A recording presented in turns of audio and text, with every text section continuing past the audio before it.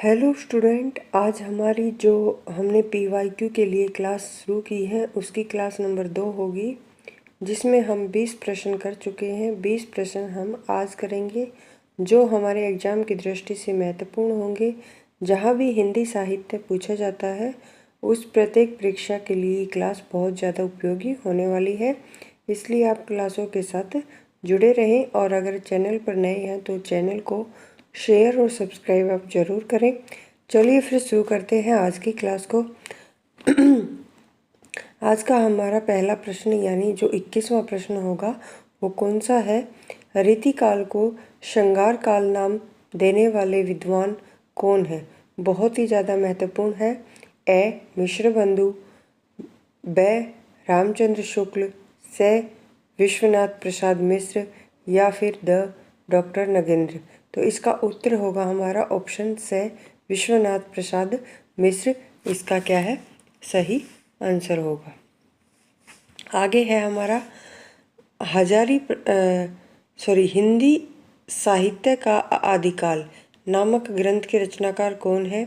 हजारी प्रसाद द्विवेदी, रामचंद्र शुक्ल, रामविलास शर्मा या फिर डॉक्टर नगेंद्र। तो इसका हमारा ऑप्शन नंबर ए होगा। हजारी प्रसाद द्विवेदी इस ग्रंथ के क्या है? रचनाकार है। आगे है हमारा मिश्र बंधुओं ने लगभग कितने कवियों का विवरण अपने ग्रंथ में दिया है? मोस्ट इम्पोर्टेंट है। तो इसका उत्तर होगा ए 3000 या फिर ब 4000, ऑप्शन से 5000, ऑप्शन द 700। तो देखिए इसका जो उत्तर होगा वो होगा हमारा से 5000। लगभग 5000 कवियों का विवरण मिश्र बंधुओं ने अपने ग्रंथ में दिया है। आगे है रामचंद्र शुक्ल के इतिहास ग्रंथ में कालों के नामकरण का जो आधार है वो कौन सी पद्धति रही? ए वर्णानुक्रम पद्धति, ब कालानुक्रम पद्धति, से वैज्ञानिक पद्धति या फिर द विधेयवादी पद्धति। तो इसका ऑप्शन नंबर हमारा कौन सा सही हो जाएगा? द विधेयवादी पद्धति है। उसका क्या है प्रयोग रामचंद्र शुक्ल जी ने अपने ग्रंथ में किया है। आगे है राजस्थानी भाषा और साहित्य पुस्तक के लेखक कौन है? Option A Motilal Menaria, option B Tikkam Singh Tomar, option C Muni Jinvijay या फिर गौरीशंकर हीराचंद ओझा। तो इसका जो उत्तर होगा वो कौन सा होगा? मोतीलाल मीनारिया की पुस्तक है। कौन सी? राजस्थानी भाषा और साहित्य। आगे है मैं इस्लाम के महत्व को भूल नहीं पा रहा हूँ, लेकिन जोर देकर कहना चाहता हूँ कि अगर इस्लाम न आएगा, यहाँ पर न आया होता तो भी इस साहित्य का 12 आना वैसा ही होता जैसा आज है। ये कथन किस विद्वान का है? तो ऑप्शन है हमारे रामकुमार वर्मा, नगेंद्र, हजारी प्रसाद द्विवेदी या फिर रामचंद्र शुक्ल। तो इसका ऑप्शन नंबर हमारा कौन सा सही हो जाएगा? स हजारी प्रसाद द्विवेदी। आगे है रीतिकाल को सर्वप्रथम श्रृंगार काल नाम रखने वाले विद्वान कौन से थे? आचार्य विश्वनाथ प्रसाद मिश्र, ब रामचंद्र शुक्ल, से डॉक्टर नगेंद्र या फिर द हजारी प्रसाद द्विवेदी। तो इसका उत्तर होगा हमारा आचार्य विश्वनाथ प्रसाद मिश्र। क्या है? इन्होंने श्रृंगार काल नाम दिया था किसको? रीतिकाल को। आगे है गारशा दत्तासी के इतिहास ग्रंथ इस्तवार दलाल लिटरेचर हिंदुस्तानी का दूसरा संस्करण कब प्रकाशित हुआ था? ऑप्शन दे रखे हैं 1871, 1870, 1888 या फिर 1899। तो इसका ऑप्शन नंबर हमारा कौन सा सही होगा? ए 1871 इसका में क्या है? इसका दूसरा संस्करण है वो प्रकाशित हुआ था। आगे देखिए हमारा अगला प्रश्न है रामचंद्र शुक्ल का ग्रंथ हिंदी साहित्य का इतिहास पहले किस ग्रंथ की भूमिका के रूप में छपा? ए हिंदी साहित्य कोश, ब हिंदी शब्द सागर, स हिंदी साहित्य सार या फिर द हिंदी साहित्य पीठिका। तो इसका उत्तर होगा कौन सा हमारा? ऑप्शन नंबर ब हिंदी शब्द सागर की भूमिका के रूप में छपा था किसका? रामचंद्र शुक्ल जी का इतिहास ग्रंथ पहले। आगे देखिए, हिंदी भाषा और उसके साहित्य का विकास, ये ग्रंथ किसका है? देखिए नाम है ये हिंदी भाषा और उसके साहित्य का विकास। ये किसका ग्रंथ है? हजारी प्रसाद द्विवेदी, पदुमलाल पन्नालाल बख्शी, या ये दो नहीं आएगा, यहाँ पर डॉक्टर आएगा, डॉक्टर राम स्वरूप चतुर्वेदी, या फिर अयोध्या सिंह उपाध्याय हरिओद। तो इसका उत्तर कौन सा होगा हमारा?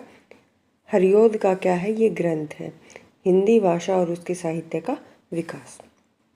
आगे है प्रश्न नंबर 31 हमारा, हिंदी साहित्य का आदिकाल इस ग्रंथ का समय क्या है? 1952, 1940, 1956 या फिर 1988। तो इसका ऑप्शन नंबर हमारा कौन सा सही होगा? 1952 इसका क्या है? समय है हिंदी साहित्य का आदिकाल। और ये किसका ग्रंथ है? हजारी प्रसाद द्विवेदी का ग्रंथ है। हजारी प्रसाद द्विवेदी जी के 3 ग्रंथ हैं, उनको आपको अच्छे से याद कर लेना है, उसको मैं आगे करवाऊँगी। आगे देखिए, इनमें से किस साहित्य इतिहास ग्रंथ को किशोरी गुप्त ने हिंदी साहित्य का प्रथम इतिहास नाम से अनुवाद करके प्रकाशित करवाया? Sketch of Hindi literature, A history of Hindi literature, या फिर हिस्ट्री ऑफ हिंदी लिटरेचर, या फिर ऑप्शन द है the modern vernacular literature of northern Hindustan. तो इसका ऑप्शन नंबर हमारा कौन सा? द सही हो जाएगा। आगे है, किस इतिहास लेखक ने अपने इतिहास ग्रंथ में लगभग 5000 कवियों का क्या है विवरण दिया है? तो बताइए, पीछे भी हम इसका उत्तर कर चुके हैं। रामचंद्र शुक्ल, जॉर्ज ग्रियर्सन, या फिर मिश्र बंधु, या शिव सिंह सेंगर। तो ऑप्शन नंबर से हमारा क्या है यहाँ पर सही हो जाएगा, ऑप्शन नंबर से। आगे है साहित्य का इतिहास दर्शन नामक ग्रंथ के लेखक डॉक्टर नामवर सिंह, डॉक्टर नगेंद्र, या फिर नलिन विलोचन शर्मा, मुनि जिनवज्य। तो इसका ऑप्शन नंबर हमारा से सही होगा। नलिन विलोचन शर्मा का ग्रंथ है साहित्य का इतिहास दर्शन। आगे देखिए, किस साहित्य इतिहासकार ने अपने इतिहास ग्रंथ में हिंदी के गद्य का आविर्भाव, गद्य का प्रवर्तन, गद्य का प्रसार और गद्य की वर्तमान गति नामक खंडों में विभक्त करके विवेचित किया है? ऑप्शन ए है बच्चन सिंह, रामचंद्र शुक्ल, रमाशंकर शुक्ल रसाल, या फिर मिश्र बंधु। तो ऑप्शन नंबर हमारा कौन सा? बे यहाँ पर सही हो जाएगा, आचार्य रामचंद्र शुक्ल। आगे है, हिंदी के उत्तर मध्यकाल को कलाकाल नाम किसने दिया था? ए विश्वनाथ प्रसाद मिश्र, मिश्र बंधु, रमाशंकर शुक्ल रसाल, या फिर हजारी प्रसाद द्विवेदी। तो इसका ऑप्शन नंबर हमारा स है, वो सही हो जाएगा, रमाशंकर शुक्ल रसाल ने ये नाम दिया था। आगे देखिए, हिंदी साहित्य के इतिहास लेखन की परंपरा का सूत्रपात किसने किया था? मोस्ट इम्पोर्टेंट है, जॉर्ज ग्रियर्सन, शिव सिंह सेंगर, गणपति चंद्रगुप्त, या फिर गारसाद तासी। तो ऑप्शन नंबर हमारा द यहाँ पर सही हो जाएगा, गारसाद तासी। आगे देखिए, हिंदी साहित्य का आरंभ 693 से मानने वाले विद्वान कौन है? ऑप्शन ए है हमारा मिश्र बंधु, बे डॉक्टर रामकुमार वर्मा, से शिव सिंह सेंगर, या फिर द बच्चन सिंह। तो इसका ऑप्शन नंबर हमारा कौन सा? बे सही हो जाएगा, डॉक्टर रामकुमार वर्मा। वर्ण क्रम अनुसार लिखा गया हिंदी साहित्य के इतिहास का प्रथम ग्रंथ कौन सा है? 252 वैष्णव की वार्ता, इस्तवार दला लिटरेचर एंदो हिंदुस्तानी, 84 वैष्णव की वार्ता, कविमाला। तो ये हमारा कौन सा? ऑप्शन नंबर बे सही होगा, इस्तवार दला लिटरेचर एंदो हिंदुस्तानी। ये क्या है? हिंदी साहित्य के इतिहास का प्रथम ग्रंथ माना जाता है, मोस्ट इम्पोर्टेंट है, प्रथम ग्रंथ है ये। आगे देखिए, गणपति चंद्रगुप्त के अनुसार हिंदी साहित्य के इतिहास का पुनर्लेखन किस दृष्टिकोण के अनुसार किया जाना चाहिए? ऑप्शन ए स्वतंत्र, तटस्थ, या फिर संतुलित दृष्टि से, पाश्चात्य इतिहास को आधार मानकर, या फिर पश्चिम के किसी सिद्धांत विशेष के आधार पर, या फिर किसी आदर्श का अनुसरण करके।